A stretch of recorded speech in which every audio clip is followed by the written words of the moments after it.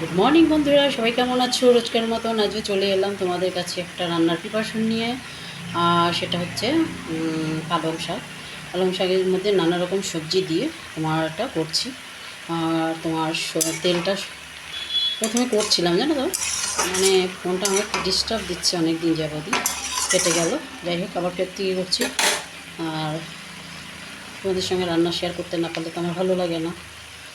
যাই হোক, এটার মধ্যে আমি সরষের তেল গরম করে নিয়ে কাঁচা লঙ্কা আর কালো জিরে ফোড়ন দিয়েছি। আর সব সবজি কেটে নিয়ে ধুয়ে বেছে নিয়ে ওটাও ছেড়ে দিয়েছি, নুন দিয়েছি আর হলুদ দিয়েছি। এবার হচ্ছে এটা তোমার ঢেকে দেবো একটু কমিয়ে দিয়ে, একটু নাড়াচাড়া করবো, কমিয়ে দিয়ে ঢেকে দিয়ে একটু কমিয়ে দেবো যাতে সবজিগুলো সেদ্ধ হয়ে যায়। ঠিক আছে, ভাত থেকে তুলে নাড়াচাড়া করবো। এবার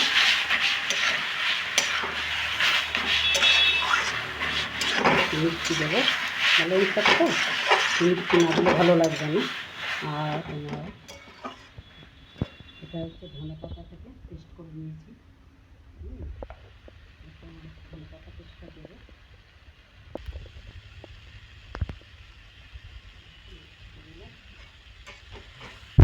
দিলাম না, অল্প একটু দিলাম, দেখতে পাচ্ছি।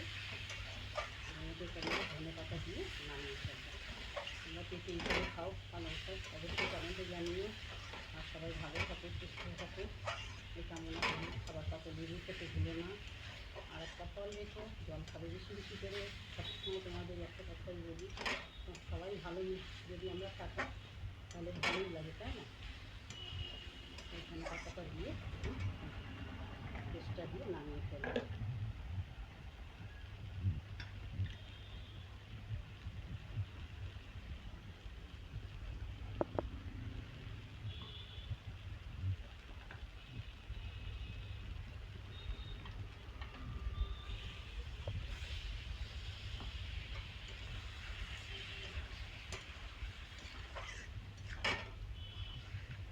কে পছন্দ করো পালং শাক অবশ্যই কমেন্টে জানিও।